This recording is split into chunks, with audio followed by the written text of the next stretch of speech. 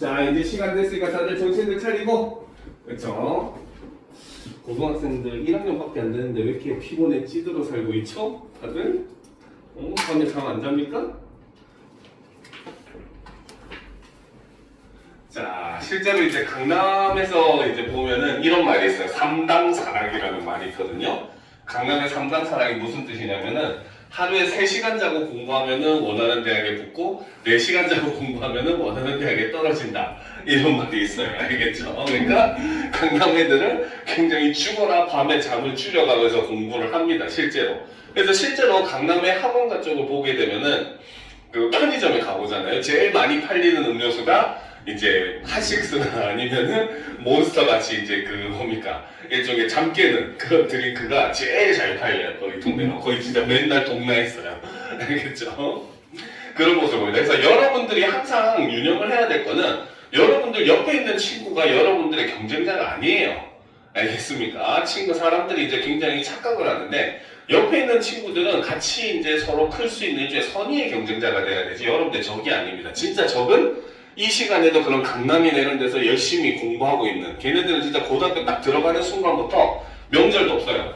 물론 부모님, 어머니들이 이제 일부러 더 가기 싫어서 그런 것도 있긴 한데 실제로 이제 명절 때도 그 뭐 큰 집이나 시골에 안 갑니다.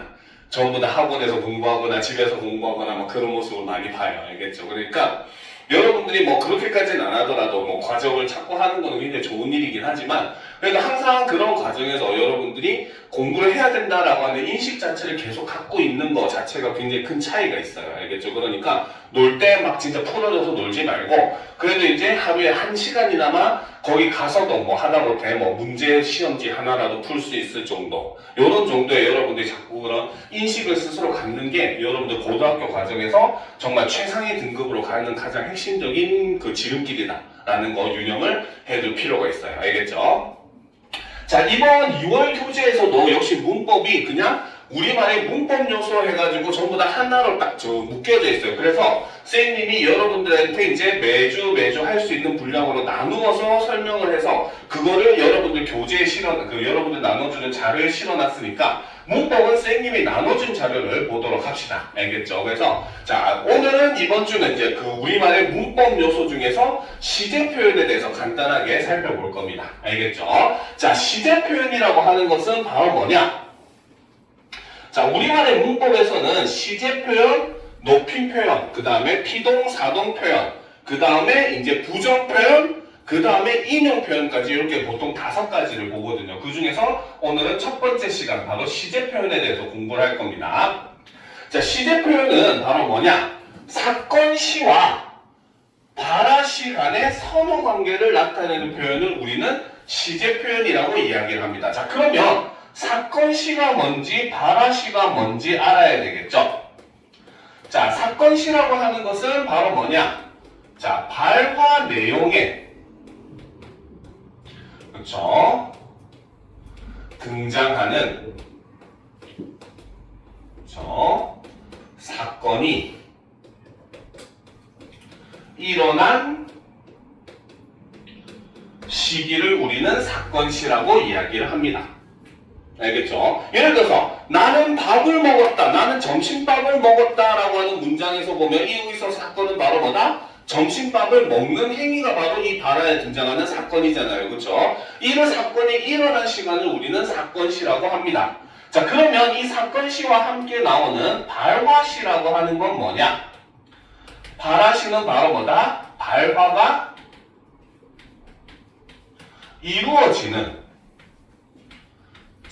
시기, 즉 대화로 치면은 두 사람이 말을 하고 있는 시기라고 볼 수가 있고 글로 치면은 글을 쓰고 있는 시기라고 볼 수가 있어요. 알겠습니까? 그러니까 우리가 그 시제 표현하면 여러분들은 그냥 간단하게 과거, 현재, 미래 이런 식으로만 생각을 하는데 물론 그게 틀린 건 아니긴 하지만 고등학교 과정에서는 이론적인 내용도 사실 굉장히 중요한 부분이거든요. 알겠죠? 그렇기 때문에 시제 표현이라고 하는 건 바로 뭐다? 이 발화시와 사건시 간의 선호 관계를 나타내는 표현이 시제 표현이다라고 우리가 올바로 알아둘 필요가 있다는 겁니다. 알겠습니까? 자, 그러면 이제 우리가 그 시제 표현 중에서 과거 시제부터 같이 한번 살펴보도록 합시다. 자, 정신을 차립시다. 자, 과거 시제는 바로 뭐냐? 바라시보다 앞서는 경우를 우리는 과거 시제라고 이야기를 합니다. 근데 이거 표현은 다양할 수가 있어요. 알겠죠? 예를 들어서 다르게 표현해보면 바로 뭐다? 바라시보다 사건시가 앞서는 경우 이렇게 얘기할 수도 있고, 그렇죠? 또 반대로 사건시가 바라시보다 먼저 일어난 경우 이런 식으로 순서를 바꿔서 다 항상 말을 할 수가 있기 때문에 정확한 의미가 뭔지를 보셔야 됩니다. 알겠죠? 그리고 과거 시제를 우리가 그림으로 표현을 한다면, 그래프로 표현을 한다면, 자, 이거를 시간축이라고 보았을 때, 그쵸? 자, 여기서 사건이 일어났고, 사건 시가 이 시점인데, 반면에 발화가 일어나는 발화 시가 이 시점인 바로 이러한 관계를 우리는 과거 시제라고 이야기를 한다는 거죠. 알겠습니까? 그죠? 그죠? 자, 그러면 이제 계속 보도록 합시다. 자, 그러면 이 과거 시제는 우리가 어떻게 표현할 수 있을까라고 봤을 때 첫 번째가 바로 뭐다? 과거 시제를 나타내주는 시간 부사어를 사용을 할 수가 있습니다. 대표적으로 어제, 작년에, 지난번에, 아까, 방금, 그때 이런 건 전부 다 과거를 나타내주는 시간 부사어예요. 문장 성분으로 따지면 부사어입니다. 알겠죠? 자, 그래서 시간 부사어를 사용해서 우리는 일단 첫 번째로 과거임을 나타낼 수가 있죠. 그 다음 과거 시제 선어말어미. 자, 이 경우는 바로 뭐다? 그렇죠?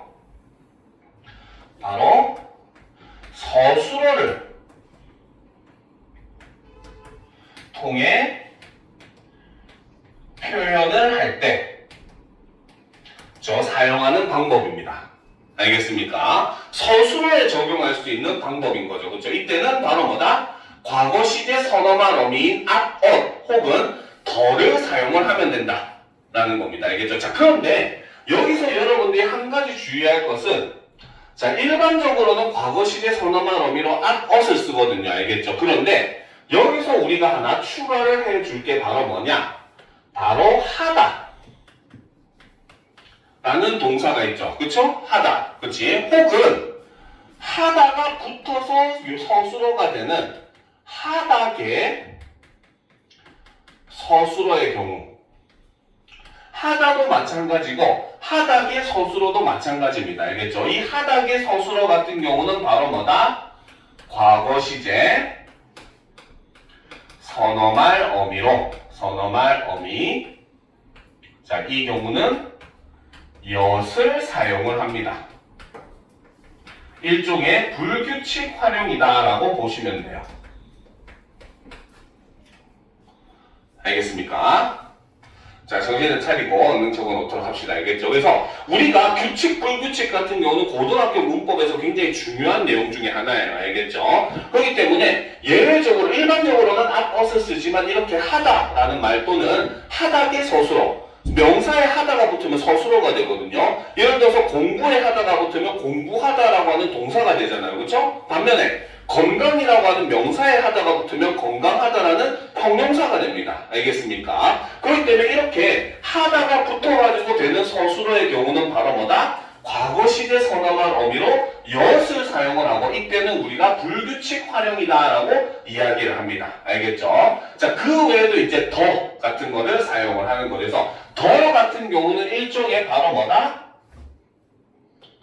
바로 화자가 직접 경험한 경험을 나타내는 표현입니다.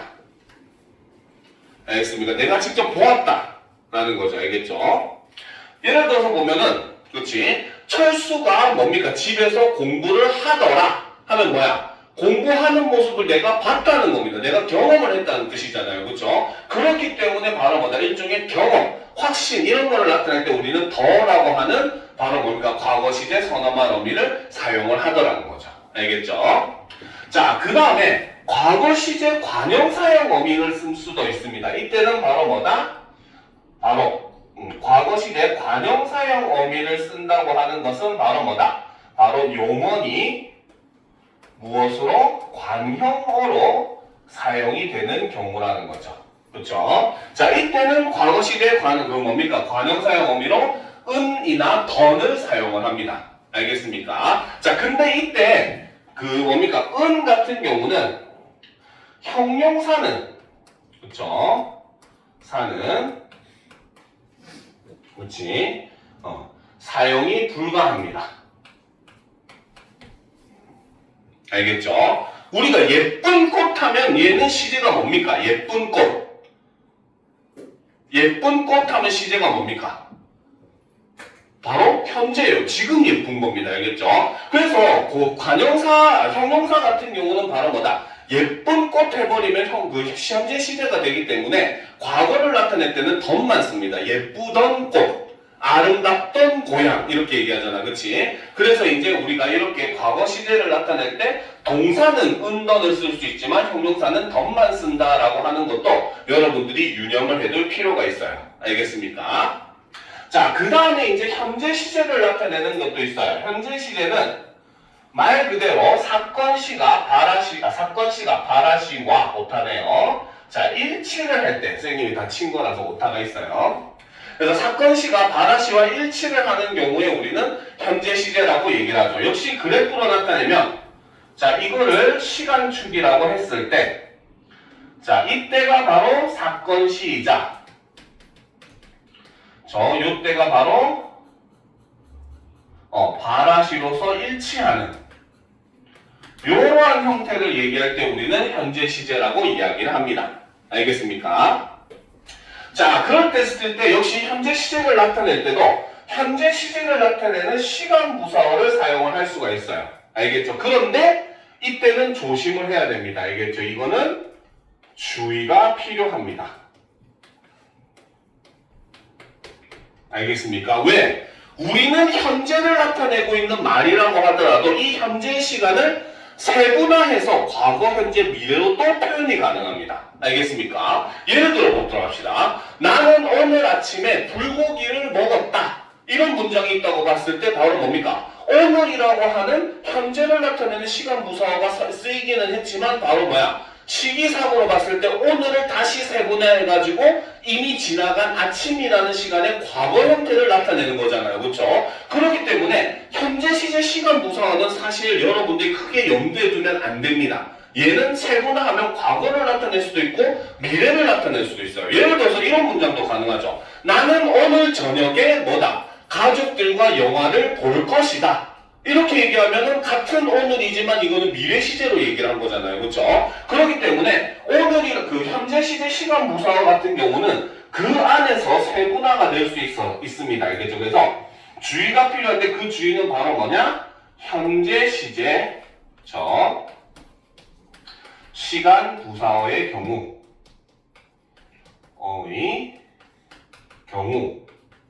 그쵸? 시간을 세분화하여 과거나 미래로도 표현이 가능합니다. 그렇기 때문에 현재 시제를 판단을 할 때는 바로 뭐다? 시간 부사어보다는 바로 서술어에서 쓰인 선어말 어미를 보는 게 여러분들이 훨씬 더 정확하게 파악을 할 수 있는 내용이에요. 알겠습니까? 그래서 현재 시제를 나타내는 시간 부사어들은 굳이 그렇게까지 심도 있게 볼 필요는 없다라는 거 그냥 참고만 하시면 됩니다. 알겠습니까? 자, 그 다음 이제 두 번째를 보면 현재 시제를 나타내주는 선어말 어미를 사용하죠. 이것도 서술어로 쓰일 경우죠. 그렇죠? 자, 이때는 동사와 형용사가 사용하는 방식이 다릅니다. 알겠죠? 동사는 니은이나 는을 씁니다. 알겠죠? 그러니까 먹다 같은 경우는 먹는, 보다 같은 경우는 본 이렇게 하면 됩니다. 알겠습니까? 그런데 반면에 형용사는 기본형이 현재 시제를 나타내요. 꽃이 예쁘다. 기본형인 예쁘다를 쓰면 지금 예쁜 겁니다. 알겠습니까? 자, 그런데 이제 뭡니까? 그 동사처럼 예쁘는다 이런 방식으로 쓰면은 아예 말이 성립을 하지 않아요. 그렇기 때문에 이 부분 같은 경우는 지금 우리는 시제에서 배우고 있지만 여러분들 내신이라든지 실제로 이제 그 문법 요소 같은 경우는 1학년 1학기 그 기말고사에 나오는 단원이거든요. 근데 물론 세마고는 그거를 안 볼 수가 있어요. 왜냐면 세마고는 작년 같은 경우 교과서를 사용을 안 했거든요. 아예 선생님이 자체 이제 그 부교재를 선정을 해가지고 부교재만으로 수업을 나갔기 때문에 보통 그런 학교들 같은 경우는 문법을 그냥 그 뭡니까 선생님들이 임의로 정해서 순서대로 나가요. 그래서 중간 때 의문과 의문 변동하고 뭐 기말 때 뭐 단어, 그 다음에 2학기 중간 때 뭐 문장, 그 다음에 2학기 기말 때 국어사 이런 식으로 이제 임의로 정해서 나가는 학교도 있고 교과서를 쓴다고 한다면은 바로 뭡니까 1학년 1학기 때 중간고사의 의문의 변동, 그 다음에 기말고사의 이 문법 요소, 그 다음에 2학기 중간고사에는 한글 맞춤법, 그 다음에 2학기 기말고사에는 국어사 이런 식으로 보통 진행이 되거든요. 알겠죠? 그런데 자, 우리가 단원 자체는 시제에 관련된 단원이지만 이 부분을 통해서 바로 뭐다? 동사와 형용사를 구분하는 형식의 문제도 나올 수가 있는 겁니다. 무슨 말인지 알겠죠? 그러니까 동사와 형용사의 활용 방식이 현재 시대에도 이렇게 차이가 난다. 과거 시대도 있었지만 현재 시대도 차이 난다는 거 알아둘 필요가 있어요. 알겠죠? 자, 그것은 현재 시제를 나타내는 관형사형 의미에서도 동일하게 나타나요. 동사 같은 경우는 는을 씁니다. 먹는, 보는 이렇게 하면 전부 다 뭡니까? 현재 시제를 나타낸다고 볼 수가 있어요. 그런데 형용사는 뭐다? 오로지 니은만 씁니다. 은도 안 붙어요. 니은만 써요. 왜? 형용사가 독특한 게 어간의 끝에 그 받침이 있더라도 뭡니까? 이게 관형사형 어미가 붙을 때는 받침이 탈락하고 니은이 붙어요. 예를 들어서 빨갛다 같은 경우도 빨갓인데 니은만 붙어서 히읗이 탈락해버리고 니은만 붙어서 빨간 이렇게 되잖아요. 그렇죠? 동글다 같은 경우도 어때? 리을이 탈락해서 동근 이렇게 됩니다. 알겠죠? 그래서 형용사는 아주 독특하게 어간의 끝에 자음, 받침이 있더라도 그 받침이 탈락하고 니은이 붙는 형태를 취합니다. 절대 는을 사용할 수가 없어요. 형용사는. 알겠습니까? 그래서 이런 건 유념을 해둘 필요가 있습니다. 알겠죠? 자, 그 다음 이제 미래 시대를 보도록 합시다. 자, 미래 시대는 말 그대로 뭐다?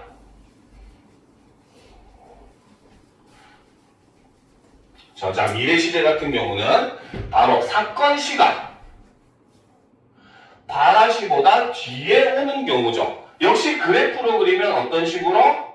이거를 시간축이라고 했을 때 여기가 바로 바라시라면 사건 시는 아직 일어나지 않은 시간. 요거를 우리는 미래 시제라고 한다는 거죠. 그죠? 정신 좀 차립시다. 자, 그러면 이제 역시 미래 시제를 나타낼 때 어떻게 나타내느냐? 마찬가지로 미래 시제를 나타내는 시간 부사어를 사용을 하면 됩니다. 그래서 아까 앞에서 했었던 과거 시제 시간 부사어나 미래 시제 시간 부사어는 이미 시제가 확정이 돼 있기 때문에 얘네들은 쓰는데 아무런 제약이 없어요. 다만 아까 얘기했던 현재 시제를 나타내는 시간 부사어만 사용에 주의를 해주시면 됩니다. 자, 그래서 뭐 내일이나 모레나 내년이나 곧, 앞으로, 후에 이런 거 같은 미래 시제 시간 부사어를 쓰시면 되죠. 자, 그 다음 두 번째. 자, 미래 시제에 선언할 어미를 사용을 하는데 그것은 바로 get입니다.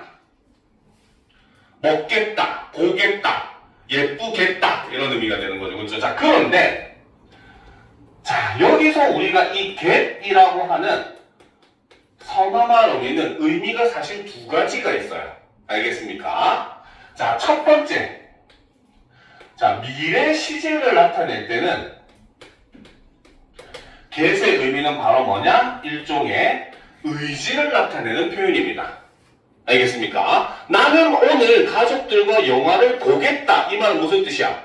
반드시 영화를 보는 행위를 할 것이라는 일종의 의지를 나타내는 표현이에요. 알겠습니까? 나는 오늘 친구 집에서 자겠다. 역시 마찬가지 잘 것이라는 의지를 나타내는 표현이라고 볼 수가 있어요. 그렇죠? 자, 그런데 이 get이 시제와 무관하게 사용되는 경우가 있어요. 그때는 바로 뭐냐? get이 추측의 의미가 되었을 때는 시제와 무관하게 사용이 됩니다. 알겠습니까? 자, 예를 들어서 미래의 의미로 나타냈으면 지금 내일쯤 철수가 도착하겠다라는 건 뭐야? 철수가 도착할 시간을 예측하는 거잖아요. 그렇죠? 이건 추측이에요. 그렇죠? 그런데 이게 현재도 쓰일 수 있습니다. 지금쯤 철수가 집에 도착하겠다. 그래서 지금쯤 도착하겠다라고 하는 현재 시제로 볼 수 있죠. 과거도 쓸 수 있어요. 지금쯤이면 철수가 집에 도착했겠다. 이런 식으로 과거로도 쓸 수가 있는 겁니다. 그래서 get이라고 하는 게 추측의 의미로 쓰일 때는 바로 뭐다? 시제와 관련 없이 쓸 수가 있습니다. 무슨 말인지 알겠죠? 그래서 저 아이는 어렸을 때 참 예뻤겠다. 같이 이제 과거 시제로 쓸 수가 있겠죠. 그렇죠? 지금 현재 시제 보면 그 꽃은 지금쯤 다 피었으면 참 예쁘겠다. 이렇게 추측할 수도 있고, 그렇죠? 혹은 이 꽃이 피면 정말 예쁘겠다 하고 미래 의미로도 쓸 수가 있습니다. 그래서 추측의 의미가 쓸 때는 시제와 무관하게 쓸 수 있다는 거 유념을 해둘 필요가 있습니다. 자, 그 다음 미래 시제 관형사형 어미로 사용될 때는 바로 뭐다? 리을을 씁니다. 먹을 빵, 그쵸? 볼 영화, 그치? 예쁠 꽃 이런 식으로 알겠죠? 이거는 동사, 형용사 동일합니다. 알겠죠? 그래서 요거 같은 경우는 바로 뭐다? 동사, 형용사 모두 동일한 방법으로서 그쵸? 미래 시제를 나타내 줄 수가 있어요. 알겠습니까? 자, 그래서 밑에 핵심 체크를 보면은 선어말 어미 get이라고 하는 것은 의지를 나타낼 때는 미래 시제로 쓰이지만 추측을 나타낼 때는 시제와 무관하게 쓸 수 있다. 아까 얘기했던 바로 그 내용이죠. 알겠습니까? 자, 그리고 이제 아까 얘기했듯이 현재 시제의 경우 바로 동사와 형용사의 활용 방식이 다르다 보니까 이것은 동사와 형용사를 구분할 수 있는 요소로도 문제가 출제가 될 수가 있어요. 알겠어요? 다음 중 뭐 동사와 형용사에 대한 설명이다. 옳은 것은 틀린 것은 내지는 혹은 표를 그리는 거예요.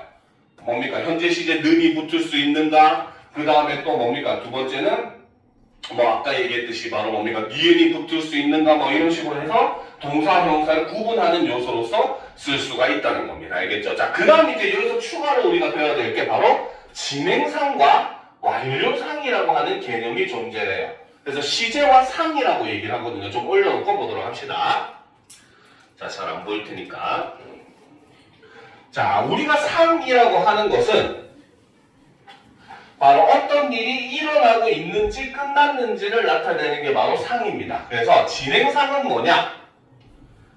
바로 발화시에 여전히 동작이 진행되고 있는 걸 진행상이라고 하죠. 영어로 따지면 현재 진행형이라고 생각을 하시면 됩니다. 알겠습니까? 자, 그런데 반면에 완료상은 뭐냐? 자, 발화시에 동작이 끝나고 결과가 지속되는 걸 우리는 완료상이라고 해요.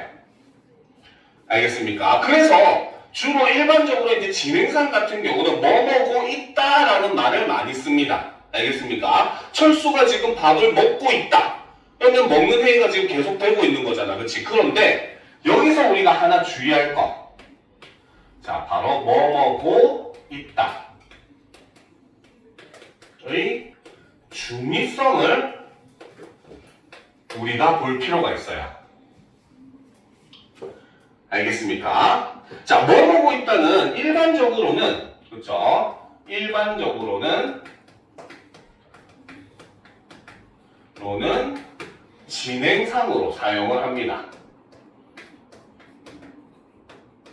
아까 얘기했듯이 철수가 지금 밥을 먹고 있다 라는 것들, 그치? 자, 그런데 자, 이것이 중의적인 의미를 가지는 경우가 있어요. 알겠죠? 예문을 한번 보도록 합시다. 예문을 보면 철수가 지금 옷을 입고 있다 라는 문장이 있다고 봅시다. 이거는 왜 중의성을 가질까? 어떻게 중의성을 가질까요? 이 문장은 어떤 중의성을 가질까? 지금 옷을 갈아입는 걸 수도 있고 네. 착용하고 있는 그쵸, 맞죠. 그쵸. 첫 번째, 진행상의 의미로 해석을 하면은 무슨 의미가 된다? 이거는 바로 뭐다? 바로 입는 행위를 하는 중이라는 의미가 된다는 거죠. 알겠습니까? 그런데 이것이 완료상의 의미로 돼버리면 어떻게? 바로 뭐다? 입은, 그쵸? 옷을 입은 상태, 즉 결과가, 그쵸? 입은 상태, 즉 동작이 끝난 후에 결과가 되는 거죠. 그렇죠? 그래서 상태가 지속이 된다. 결과가 지속된다는 의미로 보면 이거는 완료상이 돼요.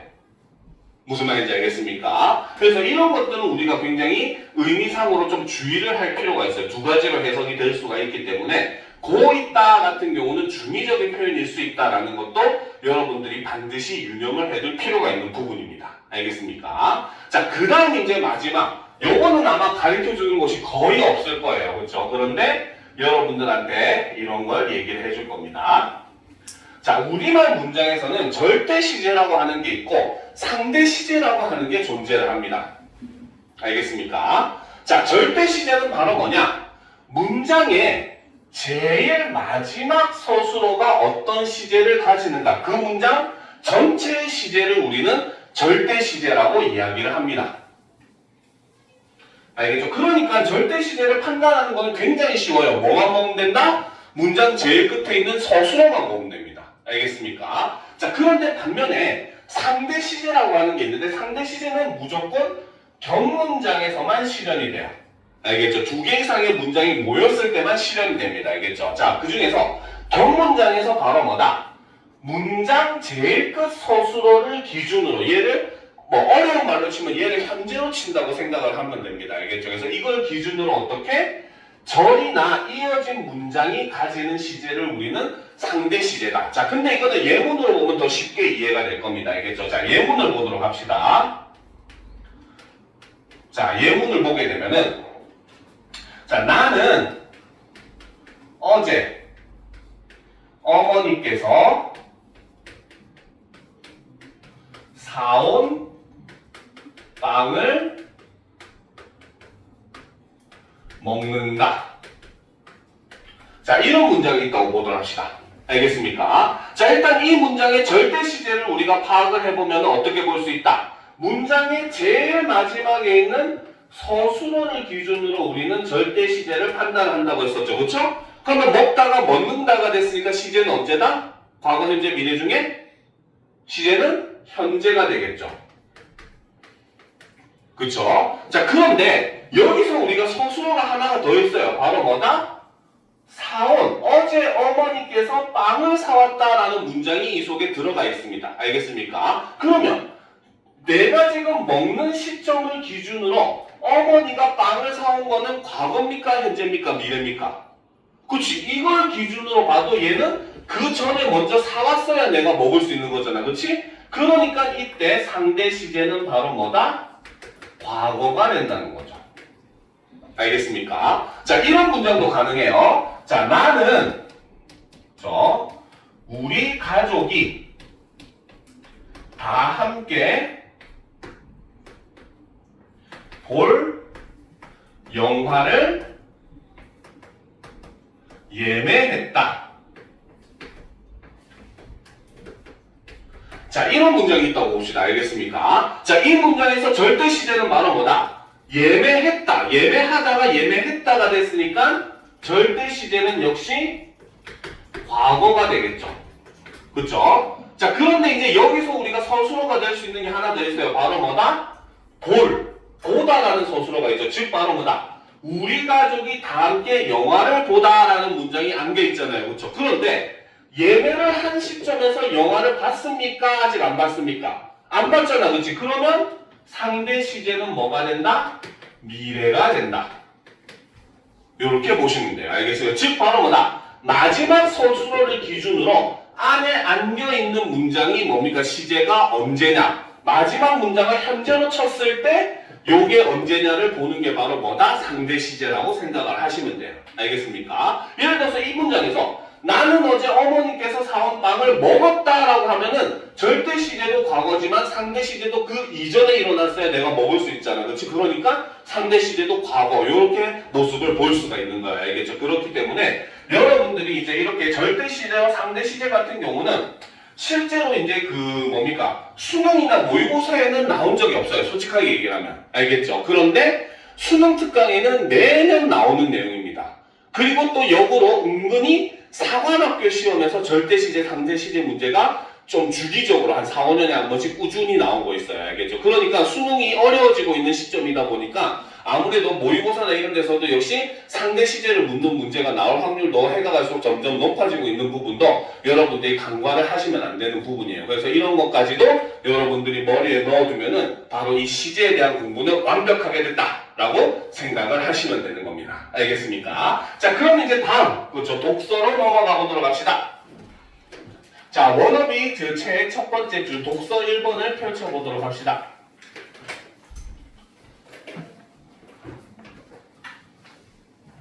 자, 독서 1번 페이지는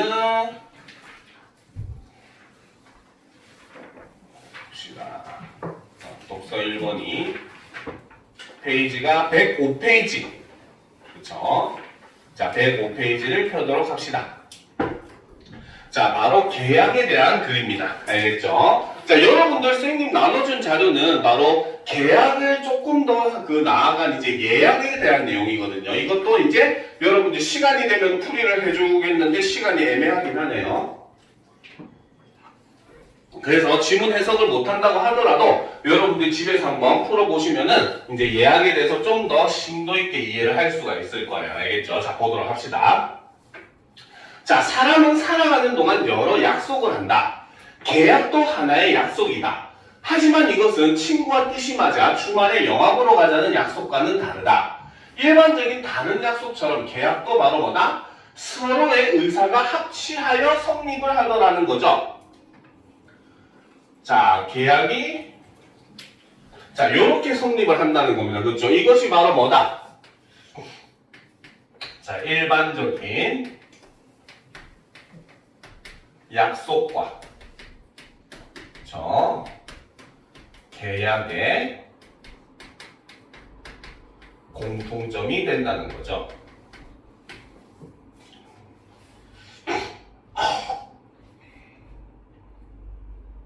자, 하지만 바로 뭐다? 이때 의사는 일정한 법률 효과의 발생을 목적으로 한다라는 점에서는 차이가 있다. 이게 바로 뭐다? 약속과 계약의 차이점이 되더라. 그래서 여러분들은 친구와 한 약속은 어겨도 되지만 다른 사람과 한 계약은 절대 어기면 된다 안 된다? 안 된다는 겁니다. 알겠습니까?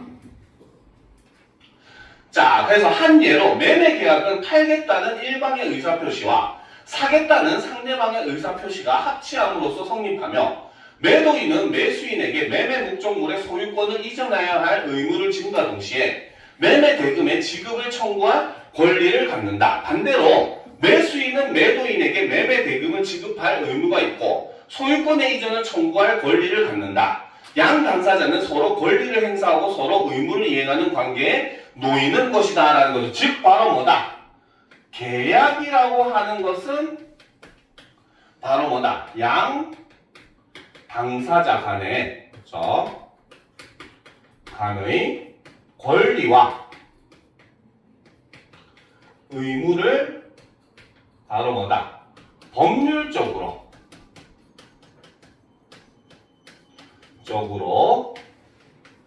규정을 하는 행위가 바로 계약이라는 행위라는 겁니다. 알겠습니까?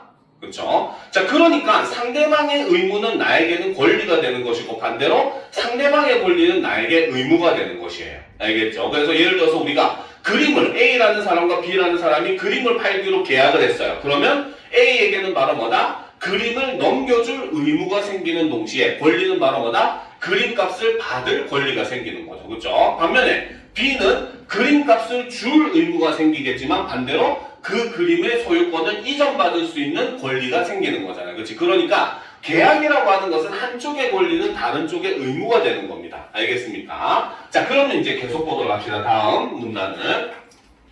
자, 이처럼 의사표시를 필수적 요소로 하여 법률 효과를 발생시키는 행위들을 바로 뭐라고 한다? 법률 행위라고 한다. 자, 이런 것들 특히 우리 법 관련 질문에서는 여러분들이 개념의 정의를 굉장히 중요하게 봐둬야 됩니다. 알겠죠? 자, 그러면 계속 봅시다. 그래서 바로 이렇게 의사표시를 필수적 요소로 하여 법률 효과를 발생시키는 행위들을 뭐라고 한다? 법률 행위다 라고 이야기를 한다는 거죠. 자, 계약은 법률 행위의 일종으로서 당사자에게 일정한 청구권과 이행 의무를 발생시킨다. 청구권을 내용으로 하는 권리가 채권이고, 자, 여기서 청구권을 내용으로 하는 권리는 바로 채권이라는 거고, 그 다음에 그에 따라서 이행을 해야 할 의무가 바로 뭐다? 채무다 라는 거죠. 따라서 채권과 채무는 발생한 법률 효과가 동전의 양면처럼 서로 다른 방향에서 파악되는 것이라고 할 수 있다라는 겁니다. 자, 그러면 예를 들어서 보도록 합시다. 쉽게. 자, A가 그렇죠? B에게 아까 얘기했듯이 그림을 판매하는 계약을 성립했다고 보도록 합시다. 알겠습니까? 그러면 아까 얘기했듯이 A가 누릴 수 있는 권리는 바로 무엇이다? 바로 그림 대금을 수령할 수 있는 권리가 발생을 하겠죠. 그렇죠? 반대로 A에게 나타나는 의무는 바로 뭐다?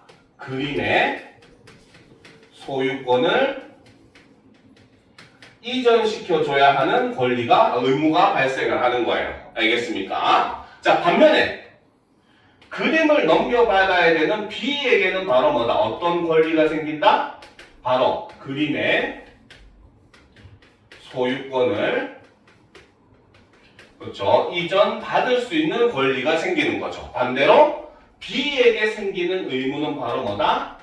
그림의 대금을 지급해야 되는 의무가 생긴다는 거죠. 알겠습니까? 자, 이때 그렇지? 자, 바로 이 두 사람에게 생기는 이 권리를 뭐라고 한다? 요 권리 항목을 바로 채권이라고 하고, 그렇죠? 의무 항목을 바로 뭐라고 한다? 채무라고 한다는 거죠.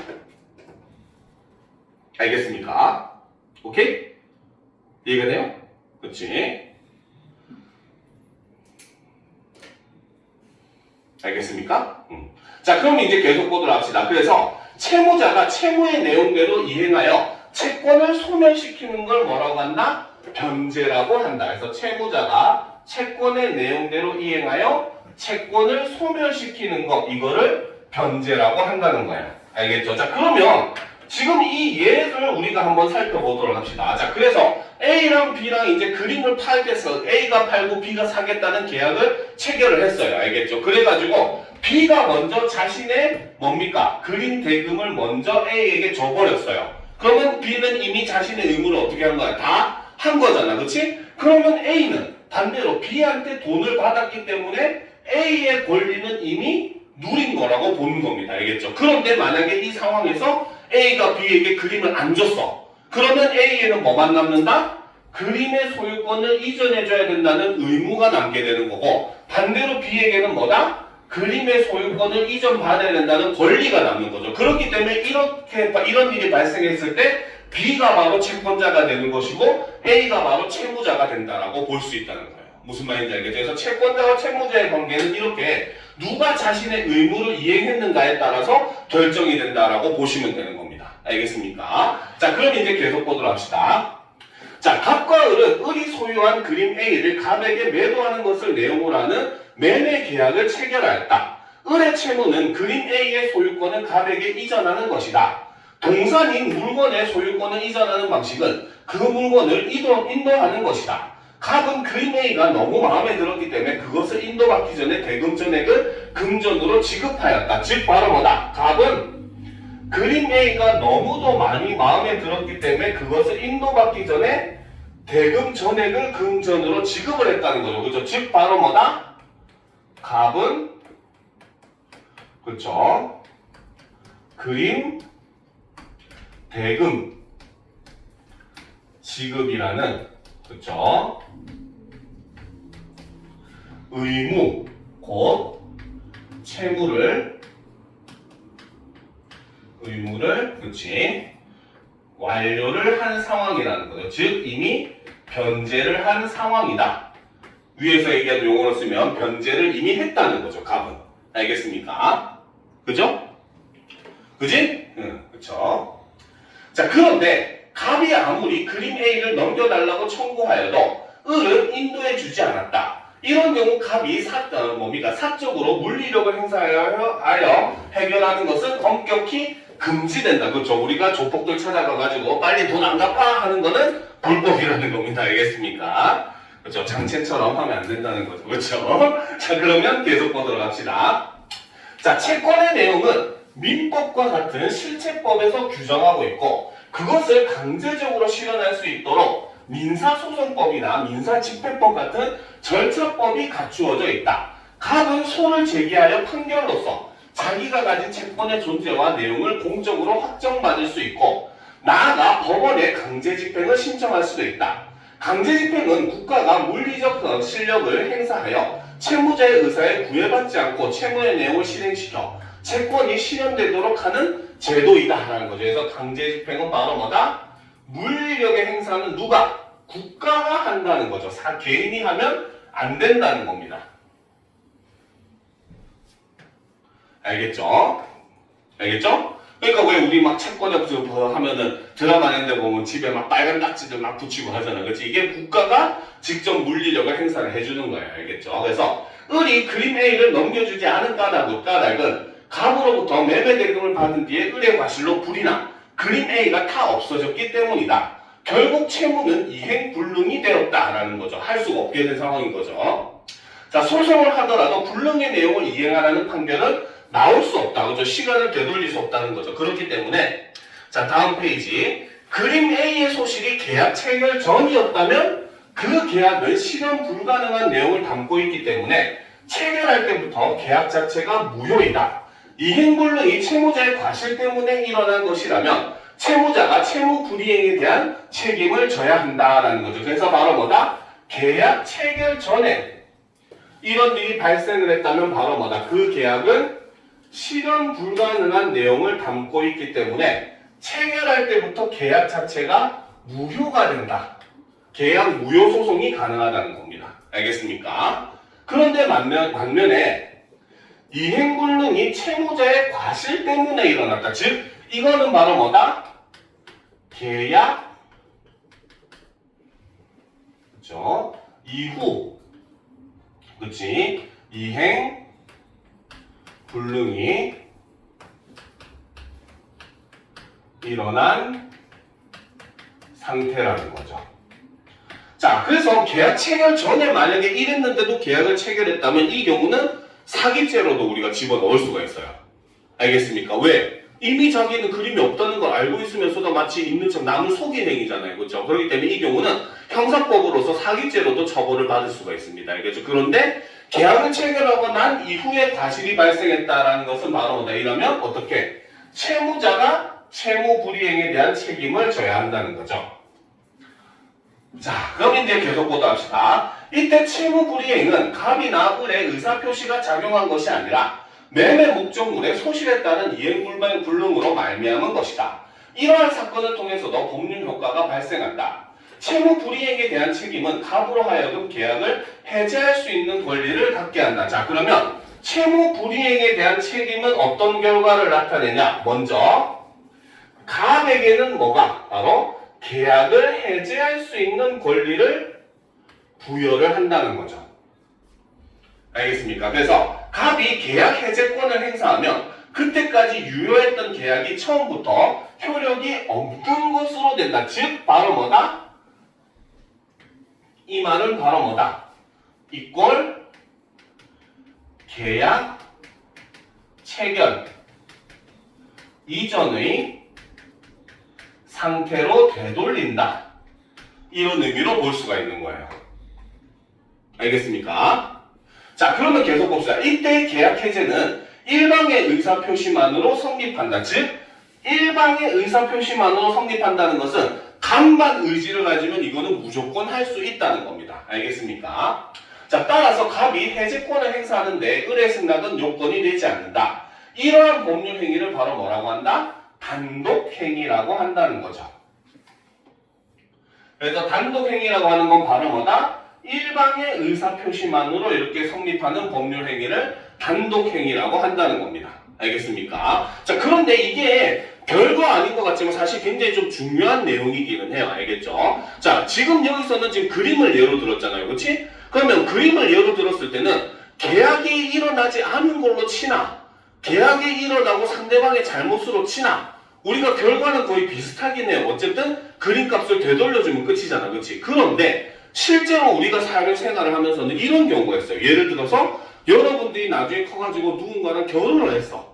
알겠습니까? 결혼이라고 하는 것도 하나의 계약입니다. 알겠죠? 평생 이 사람과 함께 하겠다는 일종의 계약이라고 볼 수가 있어요. 알겠지? 실제로 법적인 효력을 가지잖아요. 그렇지? 그렇기 때문에 계약을 했어. 근데 알고 보니까 뭡니까? 상대방이 바람을 폈다는 거야. 알겠습니까? 그런데 이 경우 같은 경우도 실제로 결혼하기 이전부터 일어났을 것인지 아닌지가 사실 굉장히 중요한 요소로 작용을 해요. 만약에 이 사람이 결혼하기 이전부터 이미 바람을 피고 있었어. 알겠지? 그러면 바로 뭡니까? 이 사람은 사실상 결혼에 대한 의지가 없다고 볼 수도 있는 거잖아요. 그렇죠? 그런데도 나를 속이고 결혼을 한 거잖아. 그렇지? 이때는 아예 결혼 자체를 무효로 만드는 결혼 무효 소송이 가능해요. 즉 그 말은 여러분들은 그 사람과 이혼을 하더라도 아예 결혼한 적이 없다가 되는 겁니다. 여러분들의 뭐 호적이나 이런 데 결혼한 적이 없다로 표시가 돼요. 알겠죠? 그런데 만약에 그 사람이 나랑 결혼한 이후에 바람을 폈어. 그래서 결혼할 당시에는 그래도 나와 함께할 의사가 있었는데 나중에 이제 살다 보니까 마음이 변해가지고 계약을 파기하게 된 그런 상황이라고 볼 수 있잖아요. 그렇지? 그래서 이때는 그냥 이혼만 가능해요. 결혼 무효는 불가능합니다. 그러면 그 다음에 이혼을 하고 나서는 여러분들의 예를 들어서 주민등록 등본이나 이런 것들 떼게 되면은 여러분들이 이혼 일종의 결과가 남아있어요. 이럴 때는. 알겠지? 그래서 이런 부분에서 굉장히 큰 차이를 보이기 때문에 계약 이전의 상태로 되돌릴 수 있냐 없냐도 사실 굉장히 법률 관계에서는 민감한 내용이라고 보셔야 되는 겁니다. 무슨 말인지 알겠죠? 자, 계속 보도록 합시다. 자, 그래서 이런 단독 행위를 통해서 이제 다음 문단에 보면 갑은 계약을 해제하였다는 거죠. 자, 갑은 계약을 해제하였다. 이로써 그 계약으로 발생한 채권과 채무는 없던 것이다. 당연히 계약의 양 상사자는 자신의 채무를 이행할 필요가 없다. 자, 근데 중요한 건 이거죠. 만약에 이미 이행된 것이 있다면 계약이 체결되기 전의 상태로 돌려놓아야 한다는 거죠. 그래서 이것을 청구할 수 있는 권리가 바로 뭐다? 원상회복 청구권이라는 거죠. 그죠? 그러면 이 경우는 바로 뭐다? 갑의 경우는 원래 원상회복이 되려면 내가 준 그림값을 돌려받아야 갑이 원상회복이 되잖아. 그치? 바로 그걸 청구할 수 있는 권리죠. 그래서 계약의 해제로 갑은 원상회복 청구권을 행사할 수 있으며 이러한 갑의 채권은 결국 을에게 매매 대금을 반환해달라고 청구할 수 있는 권리가 된다.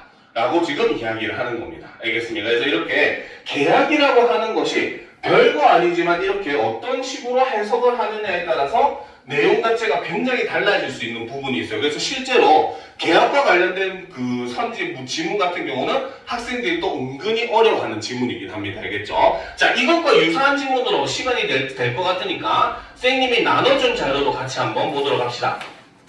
자, 2021학년도 수능에 실렸던 예약의 법적 성질이라고 하는 계약에 대한 또 다른 지문입니다. 알겠죠? 자, 보도록 합시다. 자, 채권은 어떤 사람이 다른 사람에게 특정 행위를 요구할 수 있는 권리라는 거죠. 그쵸? 왜? 아까도 얘기했지만 채권과 채무가 발생했다는 건 바로 뭐다? 한 사람이 자신의 의무를 하지 못했다는 뜻이 되는 거고, 그쵸? 이거는 상대방에게는 채권을 발생시킨다는 거죠. 이 특정 행위를 뭐라고 한다? 급부라고 한다는 거죠. 즉, 급부는 바로 일종의 채권과 유사한 의미다라고 보시면 돼요. 알겠습니까? 자, 그 다음 특정 행위를 해주어야 할 의무를 뭐라고 한다? 채무라고 한다는 거죠. 채권과 채무를 아까 결과는 조금 다르게 해석을 하고 있는 겁니다. 그렇죠? 근데 결과적으로 의미는 똑같아요. 알겠지? 자, 그리고 채무자가 채권을 가진 이에게 급부를 이행하면 채권에 대응하는 채무는 소멸한다. 급부는 재화나 서비스 제공인 경우가 많지만 그 외의 내용일 수도 있다라는 거죠. 지금 아까 우리가 했던 내용이랑 동일한 내용이 여기서 제시가 되고 있는 겁니다. 알겠습니까? 자, 그런데 이제 보도록 합시다. 민법상의 권리는 여러 가지가 있는데 계약 없이 법률로 정해진 요건의 충족으로 발생하기도 하지만 대개 계약의 효력으로 발생한다. 계약이란, 그렇죠. 자, 여기서 계약이라고 하는 건 뭐다? 바로 권리 발생 등에 관한 당사자 간의 합의로서 계약이 성립하면 합의 내용대로 권리 발생 등의 효력이 인정되는 이러한 것이 원칙인 것이 바로 계약이라는 거죠. 자, 그런데 이때 당장 필요한 재화나 서비스는 그 제공을 급부로 하는 계약을 성립시켜 확보하면 되지만 미래에 필요할 수도 있는 재화나 서비스라면 계약을 성립시킬 수 있는 권리를 확보하는 것이 당연히 유리하다는 겁니다. 알겠죠? 그래서 이를 위해 예약이라고 하는 것이 활용이 된다는 거죠. 자, 그러면 이 예약이라고 하는 건 바로 뭐다? 미래에 필요할 수도 있는 재화나 서비스일 때 그 뭡니까? 계약을 성립시킬 수 있는 권리를 확보하는 것이 바로 뭐다? 예약이라는 거죠. 알겠습니까? 자, 그런데 이제 여기서 학생들이 헷갈리게 하는 내용이 나오죠. 일상에서 예약이라고 할 때와 법적인 과정에서의 예약은 구별된다. 기차 탑승을 위해 미리 돈을 지불하고 승차권을 구입하는 것을 기차 승차권을 예약했다고도 하지만 이 경우는 예약에 해당하지 않는 계약이란다. 왜 그렇게 했습니까? 왜 이거는 예약이 아니라 계약일까요? 우리 흔히들 얘기하잖아. 이번 설에 이제 뭡니까? 시골에 내려간 기차표를 예약했어. 하잖아. 그치? 근데 이거는 예약이 아니라 계약이에요. 왜 계약일까? 왜 이건 예약이 아닐까? 일상에서 얘기하는 예약과는 의미가 다를까? 법률에서는. 자, 이거는 바로 뭐다? 사실은 내용은 되게 간단해요. 자, 예를 들어서 우리가 승객이 있고, 그쵸? 철도 회사가 있을 거죠. 그쵸? 그죠? 그치? 그래서 미리 표를 예매를 합니다. 그쵸? 그래서 표를 예매를 하는 상황이라고 한번 보도록 합시다. 알겠습니까? 자, 그러면 승객과 철도 회사 간에는 당연히 양측에 각각 권리와 의무가 발생을 할 거 아니에요. 그쵸? 그러면 승객이 누릴 수 있는 권리는 바로 뭐다? 바로 특정 시간에 기차를 이용할 수 있는 권리가 발생을 할 거예요. 그렇죠? 반면에 승객에게 발생하는 의무는 바로 뭐다? 기차표 값을 지불할 의무가 발생을 하는 겁니다. 알겠습니까? 그럼 반면에 철도회사는 그 반대가 되겠죠. 그렇죠? 철도회사가 누릴 수 있는 권리는 바로 뭐다? 기차표 값을 지급받을 수 있는, 그렇죠? 그러한 권리가 발생을 하죠. 그렇죠? 그럼 반대로 철도회사가 져야 되는 의무는 바로 뭐다? 특정 시간에, 그렇죠? 시간에 기차를 이용하는 서비스를 제공하는, 그렇죠? 이용을 제공해줘야 하는 의무가 발생을 하는 겁니다. 알겠습니까? 자, 그런데 이렇게 놓고 봤을 때 우리가 기차표 예매를 어떻게 해? 미리 카드라든지 아니면 현금을 입금해가지고 지불을 하잖아요. 기차표 값을. 그치? 즉 바로 뭐다? 승객의 입장에서는 이미 기차표 값 지불이라는 의무를 한 겁니다. 알겠죠? 반면에 철도회사는 바로 뭐다? 기차표 값을 지급받는 권리를 이미 행사가 된 거예요. 알겠죠? 다만 뭐다? 승객의 입장에서는 권리를, 철도회사에서의 입장에서는 의무를 바로 뭐다? 미래 시점으로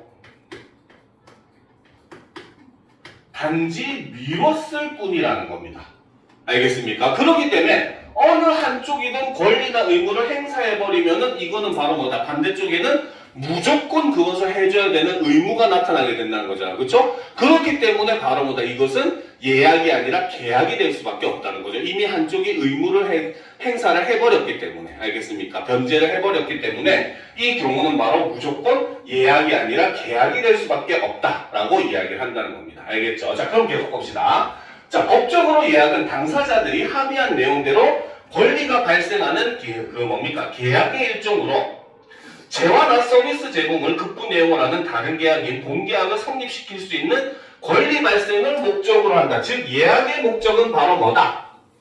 권리가 지금 발생하는 게 아니라 권리를 발생할 수 있는 본계약을 할 수 있도록 하는 것이 바로 예약이라는 겁니다. 알겠죠? 자, 그러면 예약의 정확한 의미는 여기서 보면은, 자, 법적으로 예약이라고 하는 것은 바로 뭐다? 당사자들이 합의한 내용대로 권리가 발생하는 계약의 일종이긴 한데, 다만 차이는 바로 뭐다? 재화나 서비스 제공을 급부 내용을 하는 다른 계약인 본계약을 성립시킬 수 있는 권리 발생을 목적으로 하는 게 예약이라는 거죠. 알겠습니까? 자, 그럼 이제 보도록 합시다. 예약은 예약상 권리자가 가지는 권리의 법적 성질에 따라 두 가지 유형으로 나뉜다. 첫째는 채권을 발생시키는 예약이다. 자, 이거는 비록 예약이지만 무조건 어기면 안 된다는 겁니다. 알겠죠? 자, 이 채권의 급부 내용은 예약상 권리자의 본계약 성립 요구에 대해 상대방이 승낙하는 거죠. 이때 급부 내용은 바로 뭐다? 예약상 권리자의 본계약 성립 요구에 대해 상대방이 무조건 승낙을 해야 된다. 이것이 바로 이 채권을 발생시키는 예약의 급부 내용이 된다는 거죠. 자, 회사의 급식업체 공모에 따라 여러 업체가 신청한 경우 그중 한 업체가 선정되었다고 회사에서 통지하면 예약이 성립된다. 즉, 그 상대방 회사는 아직 계약은 안 했지만 그 급식 제공을 해야 되는 계약은 반드시 누구랑 해야 된다? 그 회사랑만 무조건 해야 된다는 거 알겠죠? 이때는 채권이 발생을 한다는 거죠. 그렇죠? 그래서 이에 따라 선정된 업체가 급식을 제공하고 대금을 받기로 하는 본계약 체결을 요청하면 회사는 이것에 응할 의무를 진다는 거죠. 알겠죠? 그런데 두 번째, 자, 예약 완결권을 발생시키는 예약이 존재를 하더라는 거죠. 자, 이 경우 예약상 권리자가 본계약을 성립시키겠다는 의사를 표시하는 것만으로 본계약이 성립을 한다는 거죠. 그래서 예약상 권리자가 본계약을 성립시키겠다는 의사를 표시하는 것만으로 본계약이 성립을 하는 겁니다.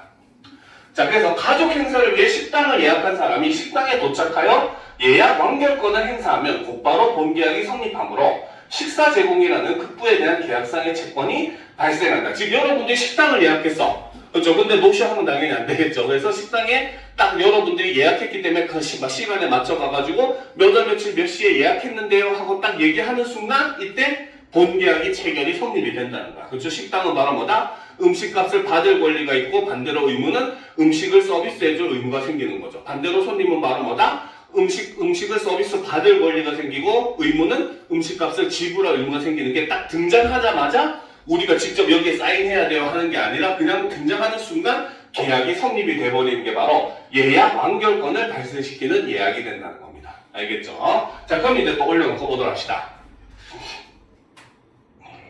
자, 예약에서 예약상의 급부나 본계약의 급부가 이행되지 않는 문제가 생길 수 있는데 예약의 유형에 따라 발생 문제의 양상이 다르다. 일반적으로 급부가 이행되지 않아 채권자에게 손해가 발생한 경우 채무자는 자신의 고의나 과실에서 비롯된 것이 아님을 증명하지 못하는 한 채무 불이행 책임을 진다. 자, 그런데 이제 이걸 조심해야 돼요, 여러분들. 이 글에서 알겠습니까? 자, 예를 들어서 그렇죠? 자, 채권자에게 손해가 발생을 했어요. 그렇죠? 자, 그리고 이제 여기서 이제 우리가 두 가지로 나눌 수 있는데 첫 번째는 바로 뭐다? 채무자가 그렇죠?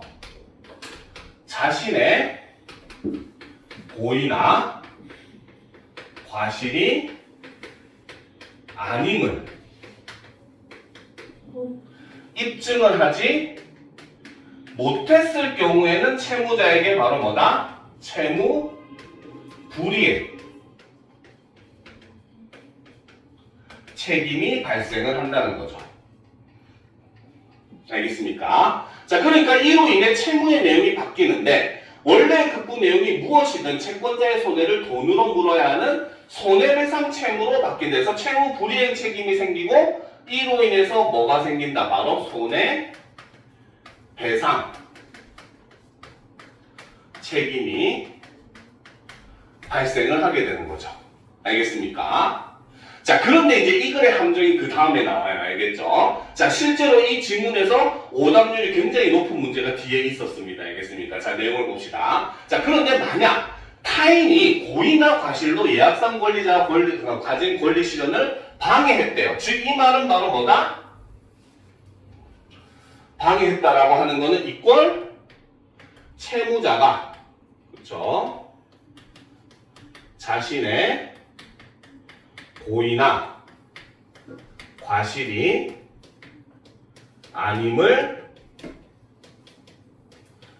입증을 한 경우라고 볼 수가 있겠죠. 내 잘못이 아니야가 뭡니까? 증명이 된 경우라고 볼 수 있다는 겁니다. 알겠죠? 이때는 바로 뭐다?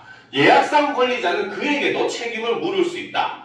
법률에 의하면 누구든 고의나 과실에 의해 타인에게 피해를 끼치는 행위를 하고 그 행위의 위법성이 인정되면 불법 행위의 책임이 성립을 한다. 라는 겁니다. 그렇죠? 즉 바로 뭐다? 두 번째, 채무자가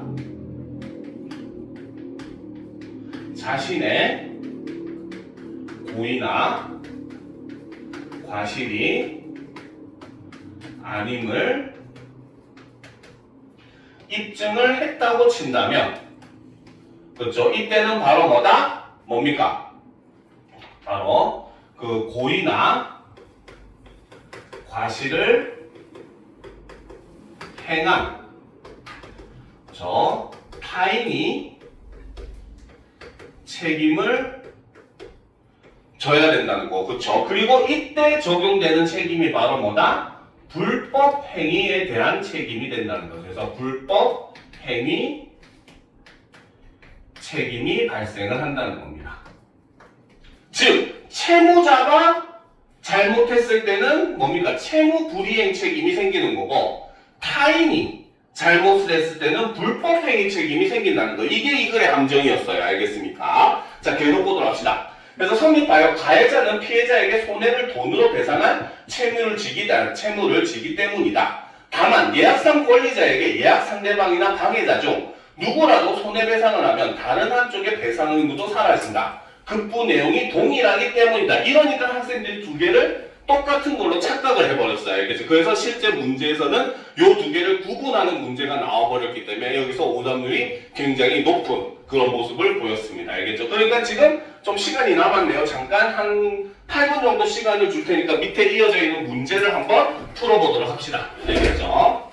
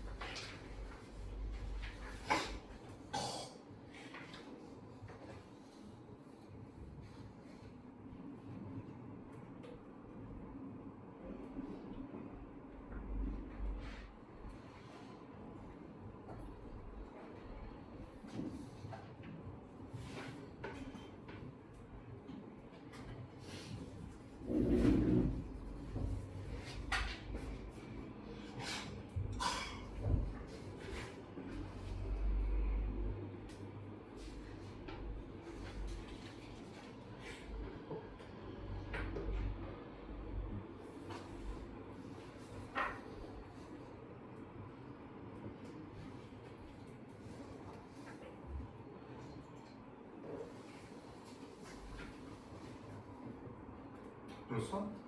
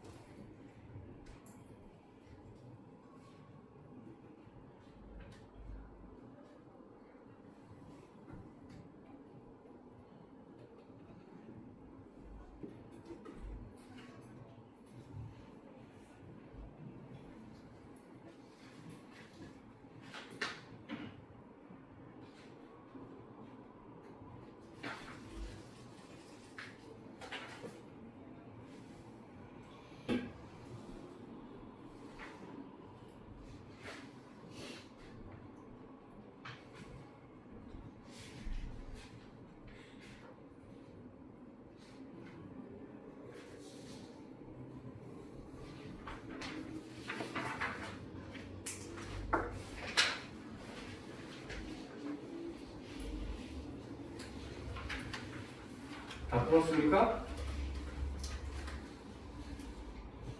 다 풀었어요? 자, 아마 여기서 이제 여러분들이 제일 어려운 문제가 아마 4번 문제일 겁니다. 특히 실제로 4번 문제에 대한 오답률이 굉장히 높았어요. 3번도 은근히 높기는 했습니다. 알겠죠? 자, 3번 문제부터 우리가 한번 살펴보면 다음은 A에 제시된 예를 활용하여 예약 유형에 따라 예약상 권리자가 요구할 수 있는 급부에 대해서 정리한 것이다. A 기획부터 디귿에 들어갈 내용으로 올바르게 짝지은 것은 이라고 했을 때 자, 채권을 발생시키는 계약의 예로서 들어진 게 바로 뭐다? 회사의 뭡니까? 그 급식 계약에 대해서 계약에 대해서 뭐 예를 들어서 A 업체가 선정되었다라고 통보를 하는 것이 일종의 채권을 발생시키는 계약이라고 했어요. 그렇죠? 그러면 이때 예약상 급부는 바로 뭐다? 급식 계약을 승낙해야 된다는 내용이 예약상 급부에 해당한다는 거죠. 즉 바로 뭐다? 그 급식을 공급해주는 업체가 그 우리가 저번에 선정됐으니까 우리랑 계약해야 돼라고 요구하면은 반드시 그 회사는 그 계약을 체결해야 될 의무를 진다고 했잖아요. 그렇죠? 그러니까 급식 계약을 승낙해야 되는 급부가 발생을 하게 되는 거죠. 반면에 예약 완결권을 발생시키는 예약은 아까 위에서 식당의 예를 들었어요. 그렇죠? 그렇기 때문에 이때는 바로 뭐다? 예약상 급부는 존재하지 않아요. 알겠습니까?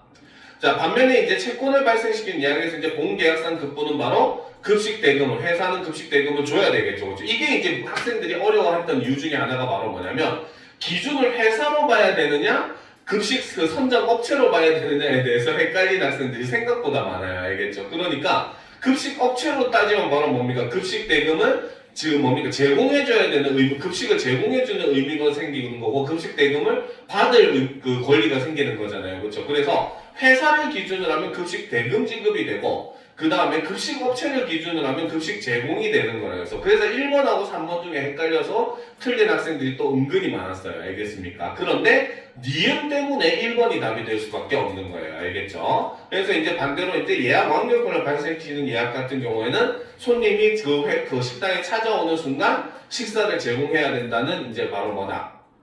의무가 발생을 하게 된다는 거죠. 알겠죠? 그래서 이게 주체를 누구냐 보냐에 따라서 이게 실제로 오답률이 이렇게 높았어요. 그런데 4번 문제가 자, 이 문제는 문제만 함정이 있는 게 아니라 보기에서도 함정이 있었던 문제입니다. 알겠죠? 자, 이 문제를 우리가 한번 살펴보게 되면은 자, 특별한 행사를 앞두고 있는 갑은 미용실을 운영하는 을과 예약을 하여 행사 당일 오전 10시에 머리 손질을 받기로 했다.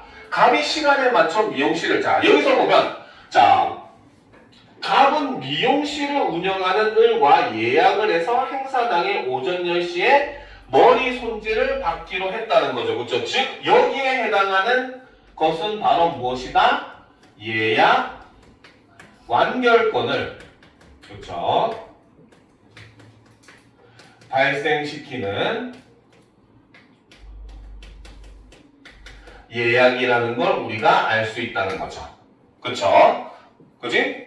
그치? 급부가 발생하는 그쵸? 예약이 아닙니다. 그쵸? 자, 채권 발생을 하는 예약이 아니라는 거죠. 자, 그래서 갑이 시간에 맞춰 미용실을 방문하여 머리 손질을 요구했을 때 자, 갑이 시간에 맞춰서 미용실을 방문했대요. 즉, 갑은 바로 뭐다? 예약 완결권을 행사를 한 거죠.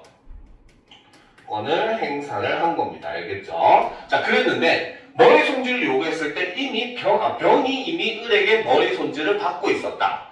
갑이 예약해둔 시간에 병이 고의로 끼어들어 위법성이 있는 행위를 하여 갑은 오전 10시에 머리 손질을 받을 수 없는 손해를 입었다라는 거. 그럼 이걸 내용을 정리를 하면 갑과 을 사이에 뭐다? 계약이 체결이 됐어요. 왜? 예약 완결권이 발생하는 순간 본계약이 성립된다고 얘기했어요. 그렇죠? 그렇기 때문에 계약을 통해서 예약 완결권이 행사가 됐고 그러니까 자동적으로 계약이 성립을 한 겁니다. 알겠습니까? 그런데 바로 이 갑과 을 사이에 바로 뭐다? 병이라고 하는 사람이 나타나는데 이 사람은 계약과는 상관이 없는 제3자예요. 그렇죠? 이 사람은 바로 뭐다? 계약과는 일단 무관한 일종의 타인이라고 볼 수가 있는 겁니다. 알겠습니까? 자, 그랬을 때 일단 답만 얘기해주면 답은 먼저 4번이 답이에요. 알겠죠? 그런데 아까도 얘기했지만 이 문제는 선지에도 함정이 있다고 했어요. 바로 그 함정이 뭐냐? 3번 선지를 보면 가가 발생하는 과정에서 을에게 고의나 과실이 있는지 없는지 증명되지 않았다고 했어요. 을에게 고의나 과실이 있는지 없는지 증명되지 않았다는 것은 바로 뭐다? 이 경우는 을에게 잘못이 있는지 병에게 잘못이 있는지 아직 확정되지 않은 상황이라는 겁니다. 알겠죠? 그러면 일단은 첫 번째로는 을이 모든 책임을 져야 되는 게 맞아요. 왜? 계약 당사자이기 때문에. 알겠죠? 근데 병에게도 어느 정도 잘못이 있기 때문에 선지가 뭐가 되어 있냐? 을과 병은 모두 갑에게 채무를 지고 그랬다는 급부의 내용은 동일하다. 여기서 핵심이 바로 뭐냐면 을과 병은 모두 갑에게 채무를 진다고 했어요. 이 말은 맞습니다. 다만 여기에 함정이 바로 뭐냐? 을과 병에게 적용되는 채무가 서로 달라요. 알겠어요? 근데 여기서는 그냥 그걸 뭉텅쳐가지고 채무를 진다고 표현을 해버렸잖아요. 그렇죠? 근데 이것도 틀린 말은 아닌 겁니다. 알겠습니까? 자, 그래가지고 4번도 맞다고 생각하는 애들이 굉장히 많았어요. 4번의 문제를 보면 가가 발생하는 과정에서 을에게 고의나 과실이 있는지 없는지 증명되지 않은 경우 을과 병은 모두 채무 불이행 책임을 지므로 갑에게 손해배상 채무를 진다라고 되어 있죠. 자, 여기서 핵심은 바로 뭐다? 을은 계약 당사자이기 때문에 뭐가 생긴다? 채무 불이행 책임이 발생을 합니다.